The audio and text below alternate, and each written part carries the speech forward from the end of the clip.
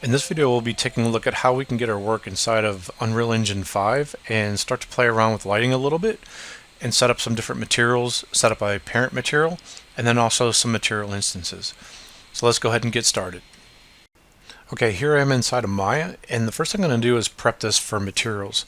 So right now it currently has one material on the entire object. All these different pieces have the same exact material, this blend material. So if I hit Control A and bring that up, you can see I've got this blend material, and it should control everything that we have here. Now if I wanted, I could select different objects within here and assign materials per object. Now that does become a little bit trickier inside of Maya whenever you've got a hierarchy set up. You can do this. You can go to display and then go to shapes under here, and then you can see for this base part, if I selected the shape, then I could just do a material for that. So let's go ahead and do that. I'm going to just right click over there and say assign new material like this. We're going to select a new blend, and I'll just follow the naming convention what UE4 does. This doesn't matter for export.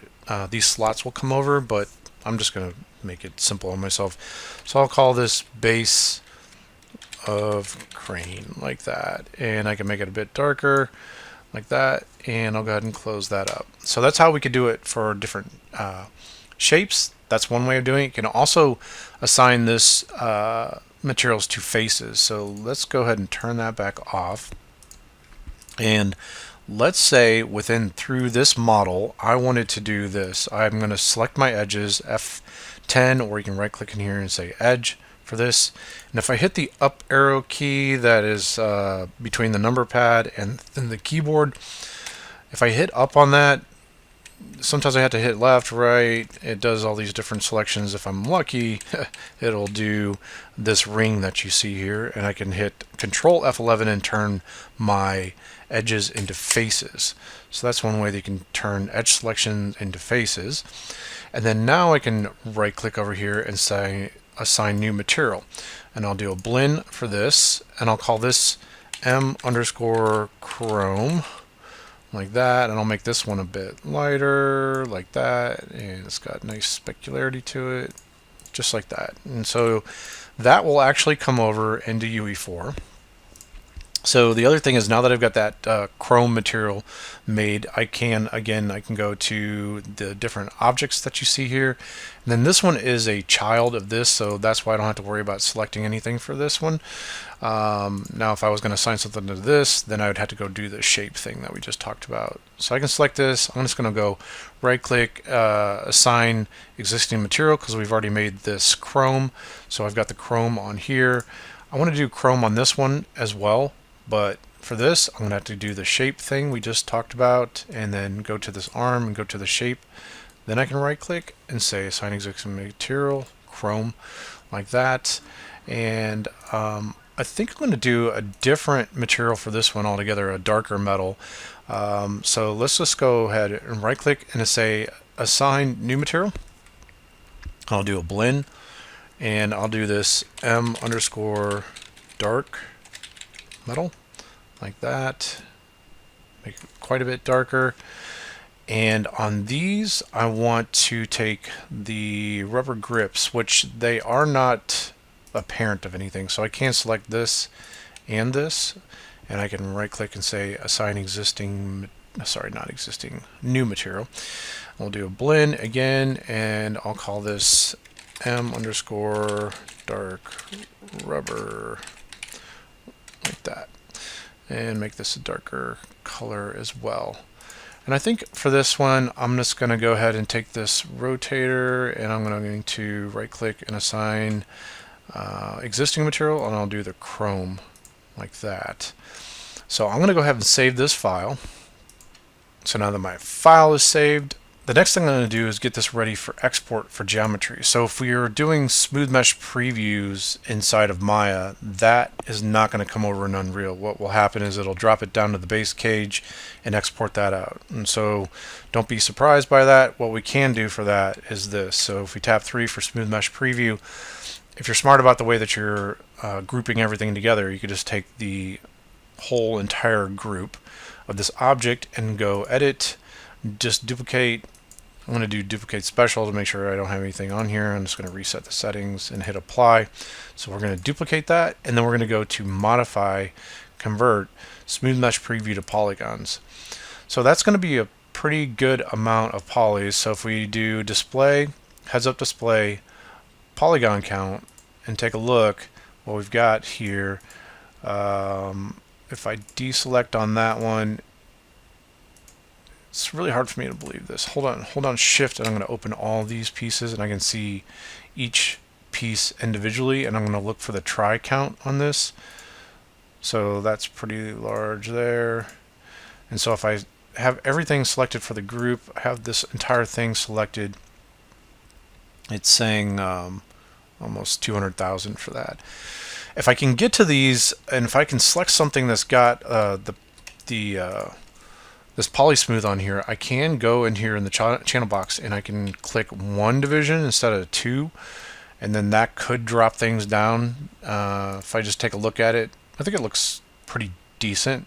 It's not super high res, but I mean, this is pretty high for if we're importing something into a game engine. But as far as like high res models in Maya, not too crazy. But I'm not a big fan of this faceting and everything else like this, but we're just at the earlier stages, and I might even consider this just like proxy, just getting it in for the very first time to get a look at it and see what it looks like inside the engine.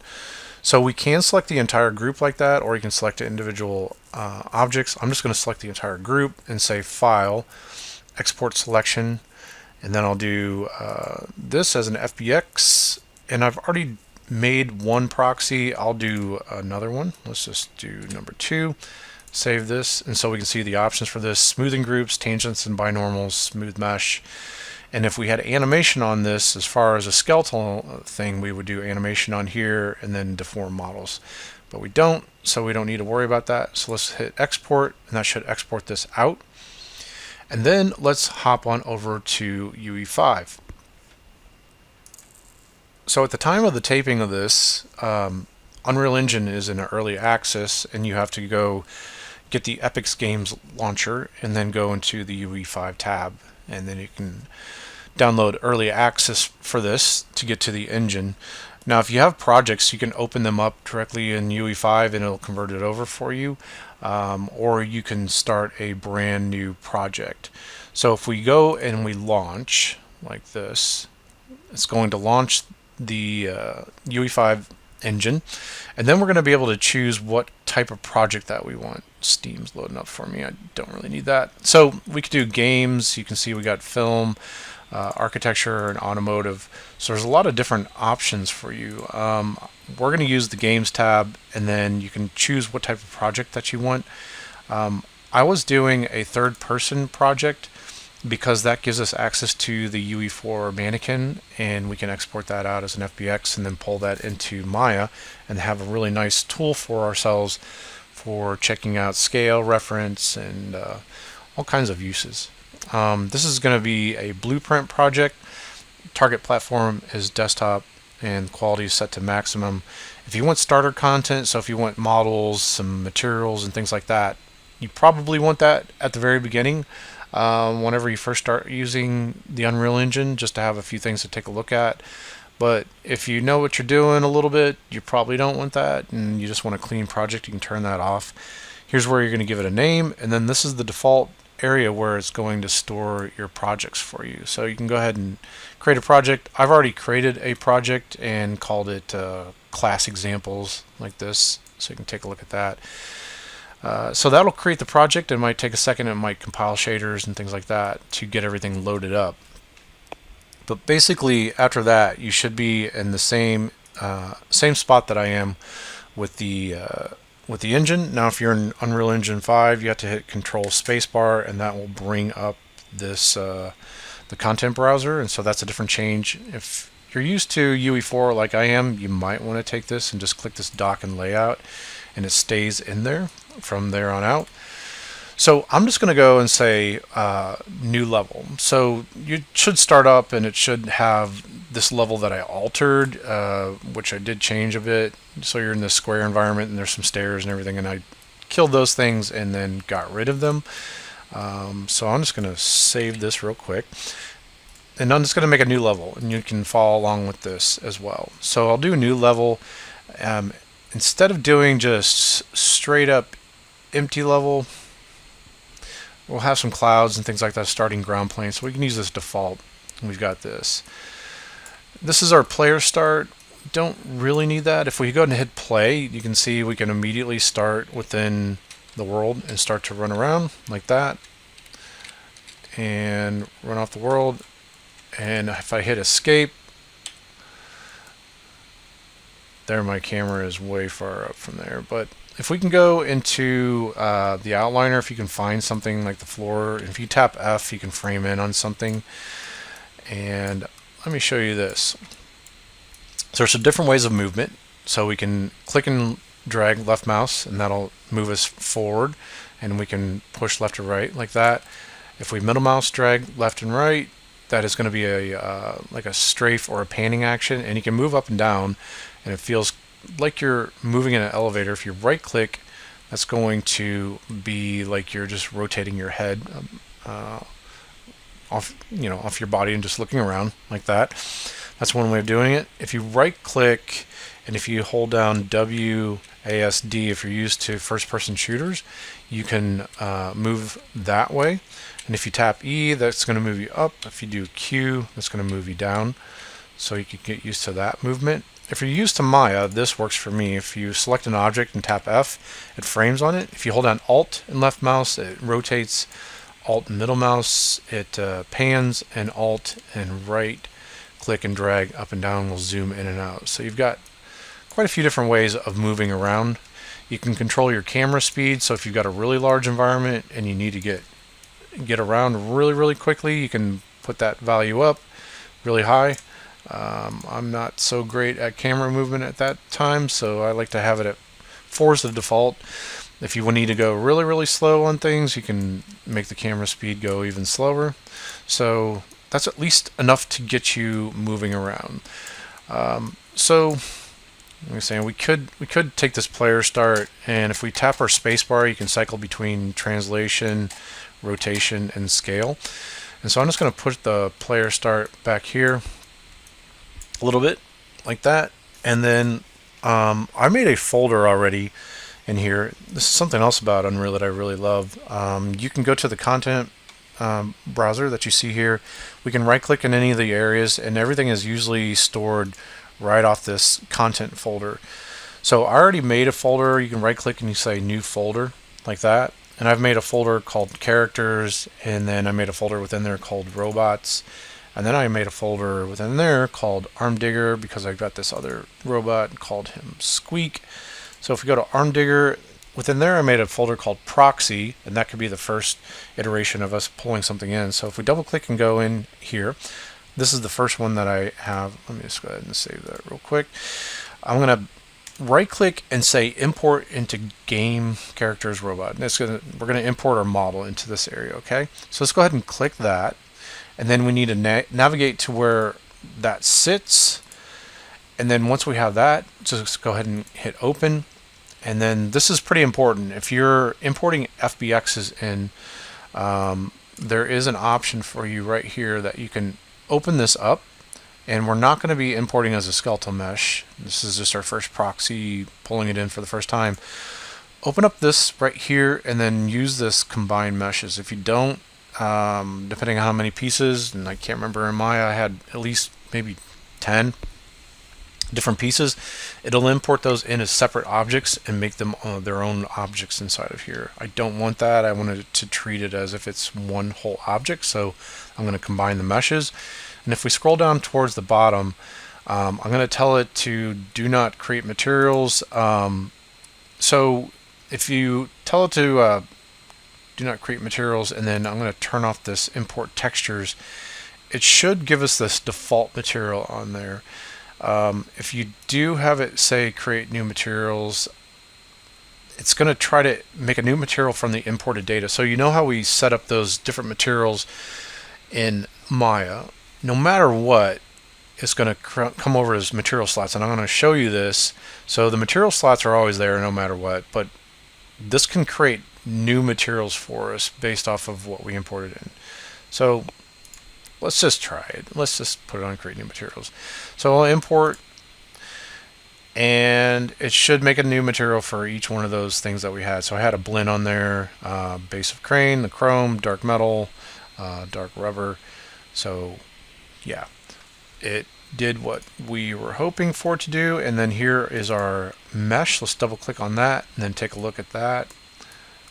And you can see here's our mesh, and it looks like it's compiling shaders. I don't Unreal's been slowing down maybe a little bit. It might be because I'm recording or something like that. But here's our object with these different materials that it created for us. And when we look at them, you can see there's nothing too spectacular about it, but it is going to give us the different slots that we got. So here's the base of the crane.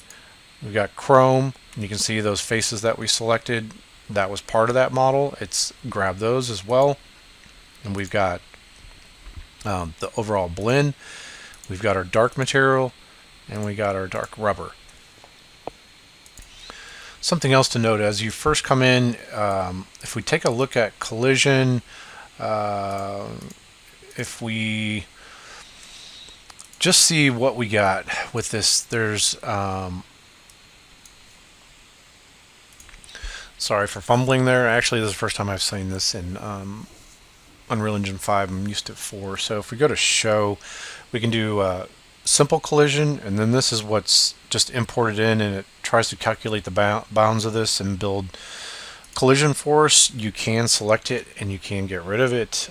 You can go here and you can say collision, and you could say add box simplified collision. You could tap your space bar. You could try to scale these. You could take the grid snapping off of these things, and this is scale snapping, and this is rotation snapping. So if you're moving these around, it might be a little bit easier just to do this like this. So in this mode, you would have to fit these things. If you had something that was spherical, you could add a simplified sphere collision. We can scale that down quite a bit. Right through here. And there are ways that you could do this work inside of Maya and make geometry there and import it in. And that might be a little bit easier for you. But you can, if it's not too complex, you could do it here. You have a capsule, so we could rotate this thing right around 90, scale this down, scale it this direction, then push it here. So really for collision, unless you're doing something that's very specific, that you need things to bounce off the surfaces just right, you could probably get away with some very simplified collision like this for the most part. That would keep your character and things like that running through it. So let's go ahead and hit save for that. And then we can go ahead and take this and then drag it into the world. And then I'm going to rotate it, and I'll turn back on my grid snapping, rotation snapping, and then we can put whole numbers on here if we want to get this in an exact location. If I do 90 degrees like that, and then now that I've got that, now that I turn back on the grid snapping, I should be able to snap into these increments of 10. So now if I go ahead and play, and here I can play, and then I can run around, and if our collision was set up right, like I was telling you, we should be able to go underneath that. We wouldn't have been able to go underneath this very easily if we would have just left it as the default, what it was at the very beginning. So now we can run around this, and if we had a platform to jump up on, we should be able to jump up on top of this thing as well. So this is the nice thing about Unreal. So we could just even try out an idea like that. If I go to geometry, let's see if we've got a cube. We've got a cube chamfer within here. And what I'm going to do is just make sure that I can get up to this level. So I'm going to just move it here. I'm going to hold down Alt and drag out a copy, push this down, and then just build some stairs for myself. This is what I really love about the engine. It's just, you can try out some ideas, and then as soon as you have this, I'm going to push this over. We can just jump right in here immediately and then start playing. So push that here. And I think that might be a little bit too high for me to jump up on. Let's push it over here and see what we get. So go ahead and hit play. And then I'm just using WASD. And if the height is enough, looks like that height's just a little bit too high. Your character could actually just straight up walk up those like they are stairs if the height is correct. I know that looks a little weird, but I'm at least able to jump up on top of here. So just killed myself. And here's something else that I think comes in handy. So we'll tap F. You know how we can get back up here this way. But what would be nice is if I had a bookmark of the camera view on here already. So if I hit Control 1, that'll store camera view. If I move to the side here a little bit, I can hit Control 2. I can hit Control 3. And now if I tap 1, 2, or 3, I have bookmarks set up for these. So that works really nice, like that. And then lighting, let's explore lighting just a little bit. So now that I know that I can get up on here, I'm going to go ahead and just delete these out like this. We do have our player start, and it's set here. If we wanted to rotate it and have it face our crane this way, we could do that, and we start off just like that. And then this scene in here has got atmospheric fog within here, and then it has a light source. It has, which is a directional light. And with this setup within here, you can select that, and we can rotate this light source this way and have more of a dusk setting. If we select the background here, the sky dome, the sky sphere, you can say refresh material, and it should be tied to this directional light, this light source. And when you click this refresh material, it's updating the sky dome colors to match this. So if we do something like this, and then the sun is pointing up, and then we click and say refresh material, you can see it's darker, and it even throws in some star brightness on there, and so it's changing these different color values. Now you can click this off, and you can have complete control over that if you want. So I'm going to move this down and through here like that, and then I'm going to refresh the material. Now I do have Lumen turned on. Let me show you this. It should be on by default within the project settings. So if you go to Edit, then Project Settings, and you do a search for Lumen, like this, it should all be turned on.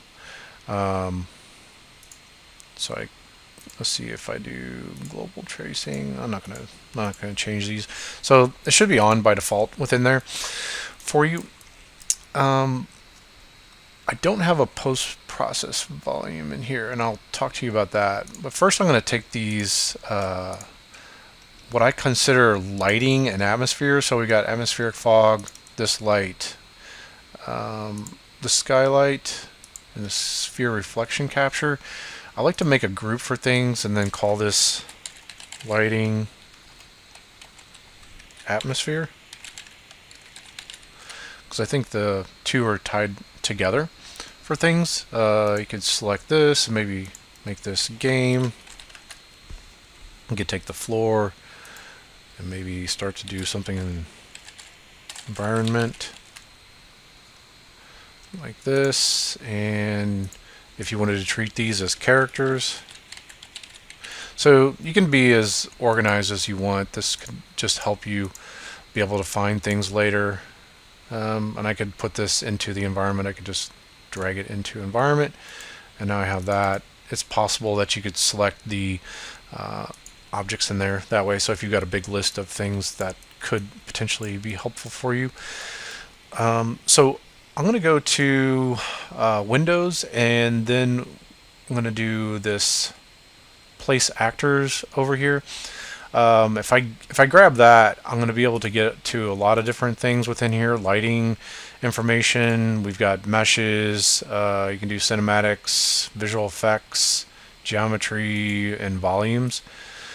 And so what I want is this visual effects, and I'm going to do a post-process volume. I'm going to click and I'm going to drag that into the world here.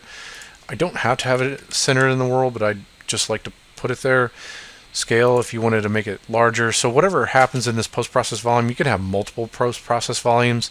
So you could do like color changes and camera effects and everything else like that. I'm just going to use one. If you know you're going to use just one for the scene, you can scroll down to the bottom and you can say it's actually in the post-process volume settings. You can say infinite extend. So you're not going to see any kind of change on that.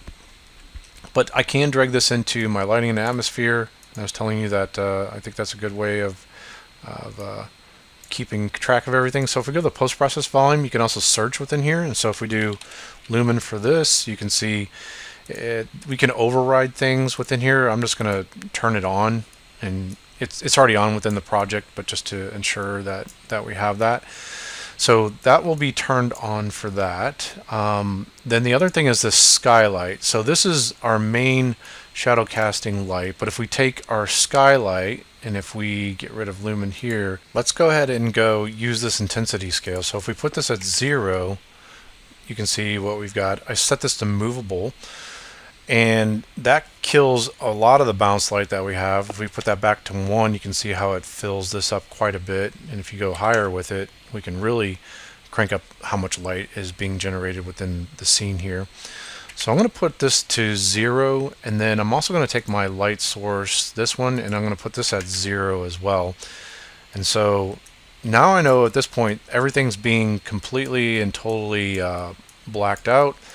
There must not be any emissive in the sky dome, because if there was emissive on here, I do believe that it would give us some lighting information on here, because I know if we make a material and put some emissive in there, that we can actually light with that. So I could actually even show you this. So for those meshes, if we drag out a cube like this, and then I've already got some materials that I made, so I can go to the materials here, and I've got this emissive material on this. And so to me this is pretty amazing. So it's doing the real-time lighting, it's doing real-time global illumination.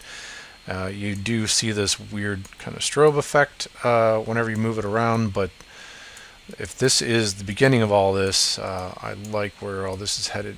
So it's pretty exciting for that. So I'll go ahead and get rid of that and take that out, and you can see now we're starting with no lighting within there. But the skylight, it captures the scene, and it tries to basically take the lighting information from the scene and use that as fake bounce light.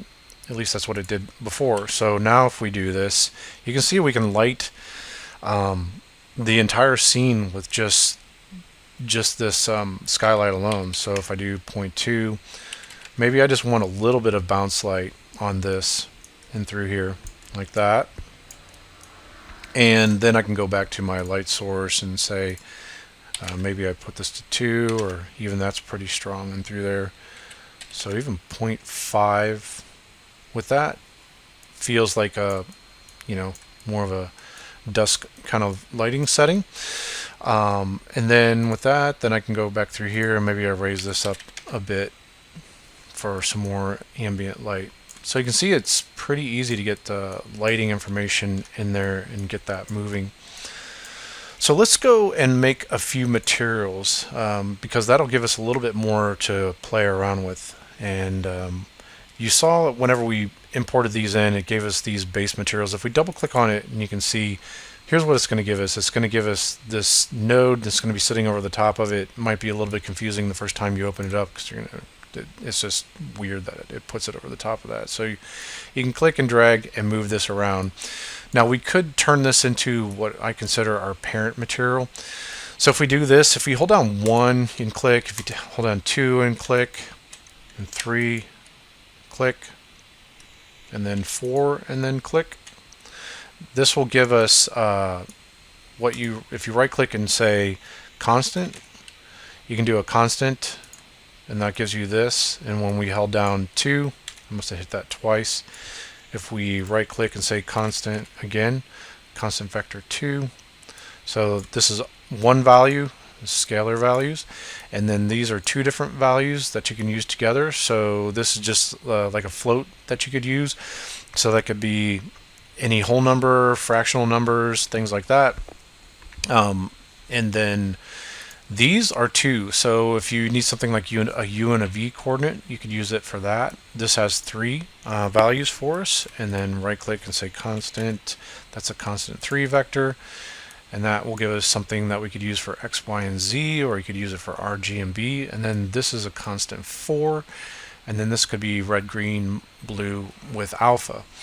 So that's how you could get these nodes. And then if you take any of the nodes, you can right click on them. No, shouldn't say any of the nodes, but the majority of the nodes, you can right click on them and then say you can convert that to a parameter. Now if you do that, you can give something a name, like this one is metallic, and I can plug this directly into the metallic value area like that. I'm going to select all these and just get rid of them real quick, like that.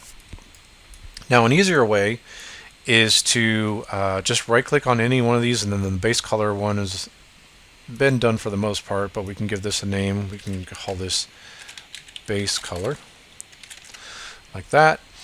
And then on these we can just right click and say promote to parameter.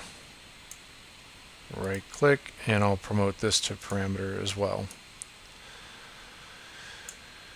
And so it's already going to give you the name. Now I will tell you for this, this metal rough system, something is usually either metal or not. And so they usually use a 0 or a 1 value for that. So this, I'm going to say it's not a metallic. And so I'll just leave that value 0. Specular is really left over from like the old systems that they had, but it is a way that you can kill your specularity. So default value should be 1 for that, and that's going to give you all the specularity. If you want to kill it, like I said, you can do 0. You see how it kills all the specularity. If you do something like 0.5, you're getting just half the specular values. So let's put that at 1. And then right now, roughness is set to a value of 0. So if something is has no roughness, it should be something like glass. So I'm going to tap L and then click and drag, and then just move my light source around like that, so we can see that with the shadow back behind it. Now if I drag this up to, let's say, 0.35, somewhere in there, we get a little bit of reflectivity. There's some specular highlights on it, but they're a lot softer. So if we keep dropping that down to 0.3, maybe 0.2, somewhere in there, we get nice reflections, and we're getting some more specular. So the reflectivity is tied to the roughness value. And you think about it, if it's not rough at all, there's no roughness on it like glass, it's going to be highly reflective. And if it's got a lot of roughness, and if we go all the way up to 1, it's going to be pure rough. There's not going to be any specularity. If we do 0.8, you can see we got a little bit, 0.75, 0.5. So I think you get the idea here. So let's do something like 0.2. like this. And if we want a base gray color, we need to go and say we'll do 0.2, like this right here, hit OK. I'm going to hit save for this. I'm going to go ahead and close this down as soon as it's done saving, like this. And then I'm just going to right click and I'm going to rename it, and I'm going to rename it M underscore basic matte for basic material. Now I can take this material and I can just drag it right onto, you see the floor that we have here, and you can see we've got a big change. And with Lumen enabled, I'm sorry, I'm getting so much slowdown on my computer. We have nice reflections built in, and we've got global illuminations built in as well. And so what a cool thing. So let's just tap G for that. And then the other thing I want to show you is, after we've got a basic material set up, what we can do is right click on it and say create material instance. And I'll call this basic material instance, let's just call this dark metal. And I'll go ahead and assign it to the floor. And there won't be any kind of change because we just made an instance of this. If we double click the instance, it'll open it up and you can see we've got a nice preview of it. And if you remember what we just did with the parameterizing of those nodes, you see they show up for us. So we parameterized the base color, we parameterized the specular, the roughness, and the metallic. And if we open up the parent material, and if I pull this out, we can see what both of those look like. So again, remember we parameterized each one of these values, so that's why they show up here.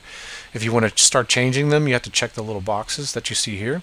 And then now we're free to change these things. So if I want to make it a darker colored metal, I can push this down for the value, just like that. If I want to interactively change the specular value and start to kill that, I can do that. And remember we said if we put that at 0, it'll kill it. Now you got to be careful, you can't overdrive these values. So I can put this at 0.25 if I want a numeric value. Let's put this back to 1. Metallic, if we put this up to 1, you can see it's going to get a whole lot more contrast to it and have this metallic feel to it. It's going to be a whole lot more reflective.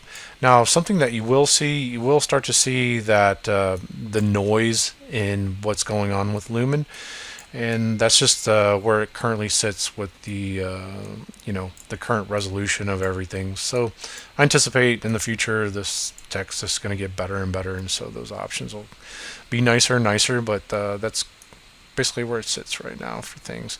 Now there are some videos out there, there's a lot that you could do to find on improving and upping the quality of Lumen.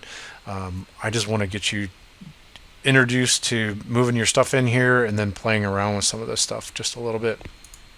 So again, roughness, I can take that up a little bit to 0.35, and then maybe we say we like this as a value on here and hit save for this. Okay, so we can make multiple instances out of this this base material that we made. So we can right click on here and say create material instance, and I can call this other instance that we just made, I'll call this Chrome, like that.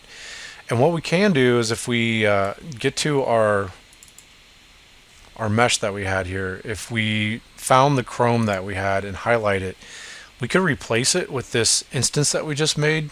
So we can select it here, and you can see it doesn't have to be highlighted, but I just wanted to do that to show you what we have. And then I can just hit this and it'll plug that new material in for us like that.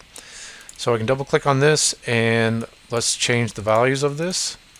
So on this I can do a metallic value of 1 and then a roughness value of maybe 0.1, so it's really rough. And then if we made the color of this, open that up and drag that up quite a bit, you can see what we've got at that point. And so it looks pretty dark depending on where we're at with things. So in there it looks pretty good.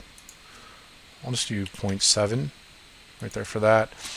And then the other thing that I'll do, I'll go ahead and save that. I'll save this as well for the changes that we made to that. If we went back and we changed a little bit of the lighting information that we have, if we go back to the skylight, and if you remember this intensity scale, if we do 0.5, we can light things up quite a bit. And depending on the angle that we have, it's going to change the look of that quite a bit. So to try to keep myself a little bit more organized, I like to make a folder group in here, so even if this proxy thing is here, I can right click and say new folder, and I can say meshes, and I can right click and I can say new folder, and I can call this materials like that. And then we can just take these, I'm just going to hold down shift and drag this into meshes, so I can say move it here. So we can just take all these materials, and what I was saying by this, select this, hold down shift, and I can select all the rest of them, and I'll just drag this into materials, and I'll tell it to move here. Now that keeps it nice and organized to where all my materials are with my materials and my meshes are with my meshes. And if you ever see an asterisk by anything, it means you need to save it, so you can select everything all at the same time, right click and say save, or I can save something individually. So just keep an eye on that as well. So this chrome material, I do think I'm gonna just back off the roughness of this a bit on here, maybe 0.3, something like that. And you can see after you make a change, you should save that. And then now we've got this on here. I know we were going to make another material instance from this basic material, just say create material instance, and then call this, let's see, dark rubber, like that. And then on this one, we wanted to assign it to these pieces right here. So if I need to ever get back to something in the content browser, I've got it selected, I can hit Control B, and that will bring that back up to where it sits in the content browser. And let's just highlight these. So it's this dark rubber here. If I go to my materials, I can take that new material instance that I've got and then just plug it in right here. And it's going to be lighter right now until we fix that. But the whole power of these material instances is that once they're set up, it makes tuning the values of everything a whole lot quicker. Because otherwise, if you do this work in the parent material, just going to hold down L and drag that. It takes a long time for everything to compile, and then you get to see the changes. So I really like this way of working, and I do think it's the right way for you to work. On this one, if it's going to be rubber, it shouldn't be metallic, so we should have a value of 0. For that, our roughness should probably be up something pretty high, like 0.5. And if we want to drag it even lower, we'll do 0.02, somewhere in there. Hit OK for that. And you can see the look that we got on that. In there. Okay. And let's see, what else do we have on this one? If we open this back up and we double click on it, we've got the overall, we got this base material that we could do. So let's just do one more material in through here. So let's just right click here and say create material instance, and we'll call this base, like this. Double click this one and get this moving as far as a value. So maybe we make this a little bit darker, 0.1, and we'll make this metallic, a value of 1, and the roughness maybe 0.35, somewhere in there, and hit save for that. And after I have that made, I'm going to hit Control B again for this to bring this up in the content browser.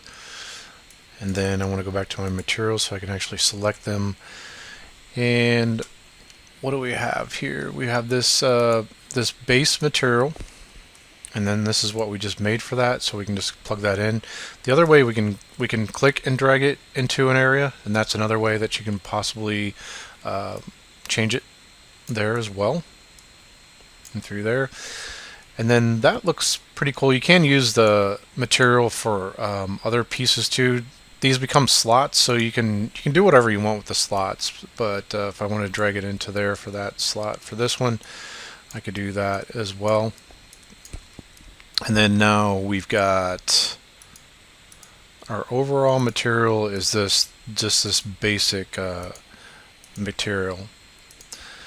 And so what would be nice is if we at least maybe make one more material here, create a material instance. And then we'll call this instance basic. And I'll just throw this on here for this one. We'll double click on that. So that should fill up the entire thing at that point. And if we made this a metallic, it's going to make it quite a bit darker. Base color and the roughness, maybe put this up to 0.4 or so we get a nice material like that. And if we take a look at this, the only thing I'm not a big fan of is let me save this, is this base. And I thought that was going to be a lot darker. So let's go back to this. Let's just check and make sure everything is actually working correctly. Now it might be because you can actually have within this over here, yeah, you can drag materials onto the model that's in here. So it looks like it's got a material that got messed up or confused on there. If you've got models within here, you can also select other models and you can right click on them and say you can replace it with a different model. So here's the old model that we have here, and then I could select this here and then just say right click and replace it back with the proxy 2. But at that point it was moving it a little bit just because there's something that I had different on the transforms on there. So let's just go ahead and push this back down here. And if I tap G, we can take a look at our setup that we've got, and this is our material, our player start. So I can rotate this around like this within here. And let's check this. I just want to rotate this 90 degrees. And if you want, you can tap G and you can just look at this in the game mode, so it hides all the interface stuff, and that can be nice. And let's just do this. Let's take this object, and if we hold down Alt while we either move it, it'll drag out a copy, and then we can tap spacebar, and then we can rotate this 90 degrees. And if our scale's set up right, we should be able to snap these into make walls. So I'll hold down Alt and then drag out another copy and then rotate it like this. Do -90. And I need to check it over here. Move it. And then I'll just move it over.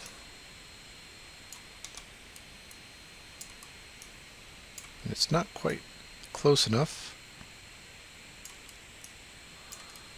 So we can do that.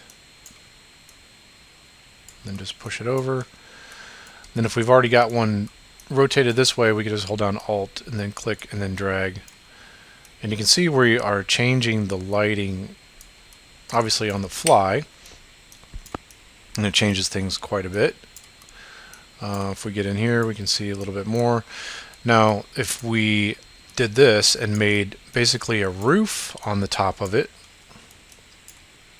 let's do that. We'll hold down Alt and then click and then drag up, and then we'll make a roof on here that we could play around with and then pull back if we wanted to expose more light within here, and then maybe play around with our lighting values that we've got. I'm going to put this to movable as well.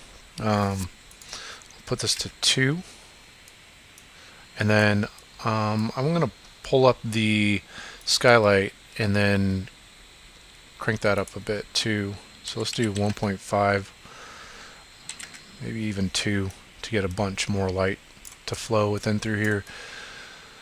So the neat thing is we can pull this this piece of geometry out like this. Change the lighting scenario quite a bit for that. Then just hit play. I'm going to hit F11 to go in here. Then take a look. So hit escape.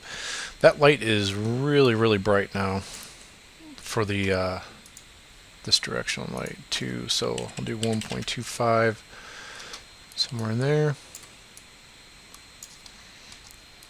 And this is pretty dark, so I think this will give us a good excuse to make some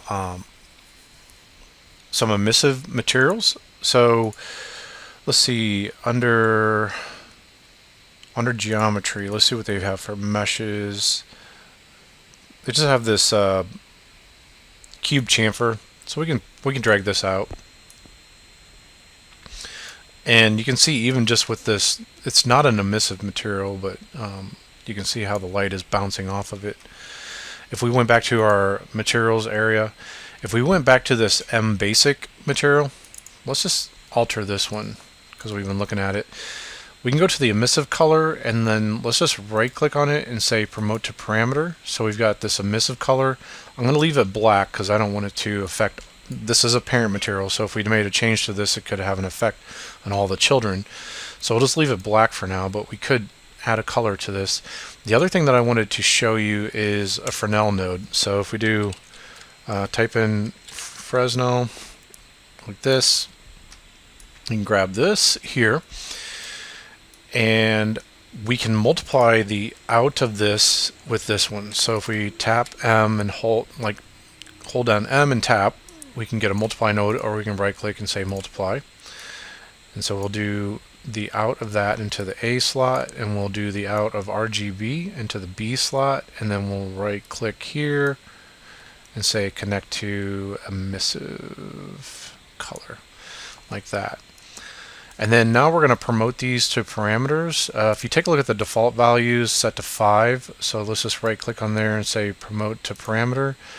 Unfortunately it doesn't take the default value, so we'll have to do that at 5. And then base reflection fraction is set at 0.04. If you want, you can just copy that, right click and say promote to parameter. Let's paste this in here like that. And then if I right click and I do normal, type in normal, what I'm looking for is at the very bottom here, we're looking for a pixel normal world space node. And we can click and drag that into the normal slot like that. And what this does, if we right click on here, we can say start previewing node. And you can see it's basically building shading that turns away from the camera like that. Now if we hit stop previewing node, if you want to reverse something, UE4 does have a 1-. So if you wanted it to do shading on the inner part pushing out, you could do this like that. And if you want, if we were going to pipe that out, we could pipe that out. And now if I right click in here and say start previewing node, it unfortunately I'm not exactly sure if it's because of a math thing, but it just doesn't show the way that you would expect. I would expect like a direct inverse of what we were just looking at, but it doesn't quite look like that. But it is in fact reversing it. So if you wanted to organize all this, you could select all these by dragging over it and tapping C and make a comment, and you can call this Fresnel emiss like this. The other thing you can do is with these parameters, if you have a parameter, you can make groups for them. So you could say emiss, and then now that I've made that, any parameters, you can throw them in that group.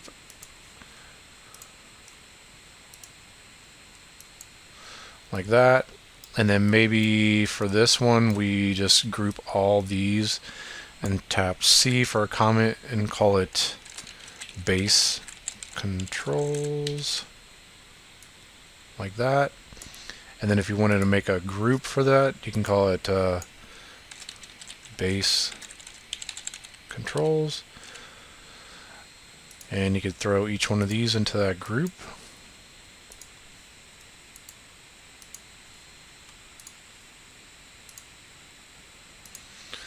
And what's really nice about this is after you've got a nice parent material set up, it's pretty easy for you to make the material instances and then tweak this. And then if you're working on a team, it could definitely help with what you got going on with the team. Now these groups that you made here, these comments, you can actually move the whole group around. So that's a pretty nice thing too. So go ahead and save that. So that's our new parent material. And then let's just make an emissive out of this. So let's just right click on here and say create material instance. And then this one will be, we'll just call this glow version 1 for V1 like that. I'll minimize, or sorry, not, I'm getting Maya confused. Just drag it onto the thing. I'm getting Maya confused on here.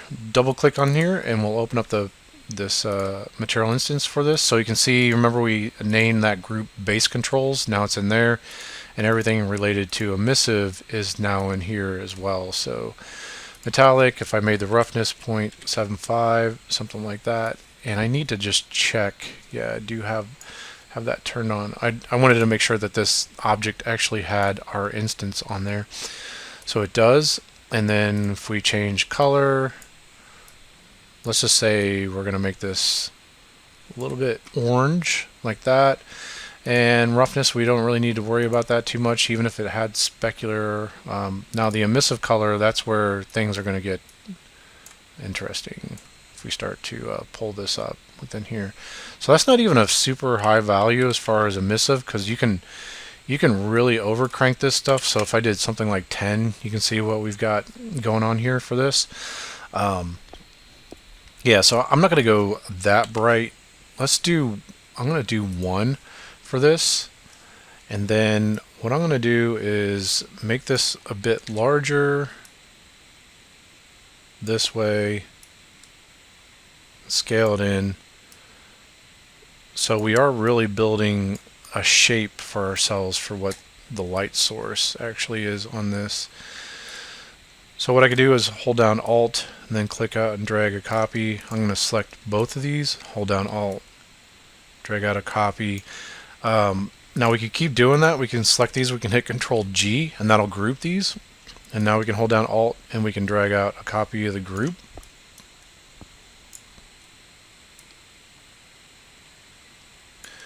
And so really with this, with setting up the materials and maybe your backdrop a little bit, and then doing this for lights, you can build something that's fairly artistic looking, I would say. And then let's just hit Control. I'm going to do Control 4 and set up a new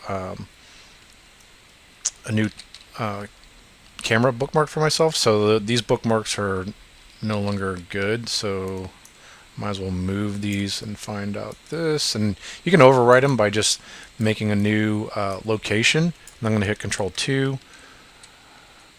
And then got to find out where I'm at with this one. So I'll hit Control 3. And I've already set up 4. So anytime you got something selected, you can hit Escape, and that'll escape out of it. And so the last thing that we can do for this, we should definitely save the scene. So I'm going to go ahead and say File, Save Current Level, and then if we want, you can make your own folder. You can say right-click in a folder called Maps, and then I could call this, mine is just going to be Crane Lighting Test, like that. I'll save it. And then if we want this to become the default thing that we're working on for our project, we can go to Edit, go to our project settings, and then if we go to Maps on here, it's Maps and Modes right here, we can actually tell it what map we want this to load up. So here's my Crane Light Test, and I did not name that correct. So I can go, not a big deal, I can go back in here, and then I can right click and say rename, and I missed my R, like that. So let's go ahead and save that. And then this last thing I want to show you is how we can do screenshots within here. So if we go to this this menu right in this area, we can go to high resolution screenshots. So we can do that, and we can go ahead and we can just leave it where it's at and just click this, and this will take a screenshot of what we see here. If you click on this real quick, it'll load up the area where it's at for this, and you can see if we double click on that, we can see how large that is. Now if you want to do a screenshot that's even larger than this, you can do a screenshot multiplier. Is saying be careful about this, it could cause crashing. So I'm just going to do 2, so it's going to render it twice the size of what it was before. And then now I can take a look at this and see it's pretty large. So what I was saying is also with the model, if I'm going to be really picky about this thing. I could hop back over to Maya. Remember we went to the polysmooth node on here and we've said divisions of 1. If I want to really crank that up, I can do that. And then I can re-export this out, say File, Export Selection, just do an option box. And then I can overwrite the one that I had before. And because we've imported in, Unreal knows the spot of that. And it can recognize the changes that we've done to it too. So we can establish this pipeline. So let me select it, hit Control B. That'll bring it up here. And you can right click on here and you can say re-import. And it'll re-import the model. It might take a little bit of time, depending how big it is. And then you want to save. Remember, anything that you have that has like an asterisk to it, you want to save that information. So it's going to take a second to load. And we should be able to see the model should be nice and high res now for us. I'm going to go ahead and hit save for that. And then I'm going to do one change to this. I'm going to select this model. See our group that we have here. If I hit Control B, it's going to take us to this cube. But what I was hoping, you can always, if you want to ungroup something, you can go to groups and you can unlock the group and you can select individual pieces within the group. So you can see I can get to that material that way. You can still move things and everything else like that. I just thought that this material, even with the emissive color of 1, the value of 1 is a little bit high. So it's going to do 0.25 somewhere in there, like that. And then after you're done with your changes with your groups, you can go back and say lock, and then now you can reselect these things. So what I could do is select those, and I could scale them all at the same time, just like that. Hit escape. And if I already set up the hotkey for that, if I wanted a different view, it's really, you know, pretty simple. Control 5, and when you save your level, these screenshot, the camera bookmarks save with it as well. And I'm going to save these up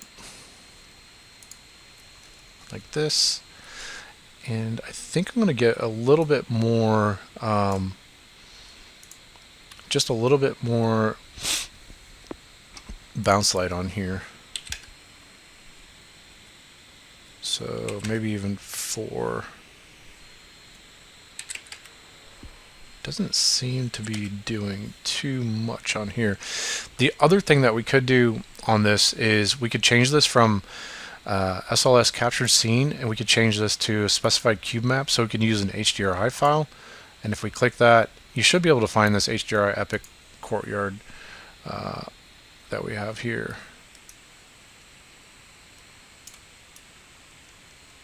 If I zoom out a little bit, let's just see what the value of this. So it's getting pretty light in here.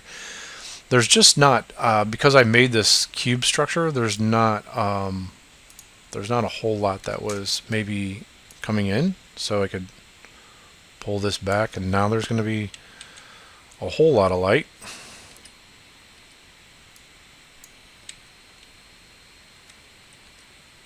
So I was tapping for, I'll hit escape for that. And I just don't like this little tangent right there. So I want that right there. And I'll make a new bookmark for that one. And then do one last screenshot of that and set it up to be, I'll go even higher and try 3. Let's see what we got for that. And this is what they're talking about, to be careful about that, because it could really tax the system, especially depending on what size the monitor is that you're doing the screenshot on. Okay, that finally finished up, and because I had that folder pulled up from before, I can just grab that and then see that and see the resolution that we have. So I think that's a little bit more than 100% at that point. But yeah, so there's a way that you can get in there and start playing around with some lighting information. build yourself some nice screenshots and start to build up some decent materials and start to build a little material library for yourself for your models inside of UE5.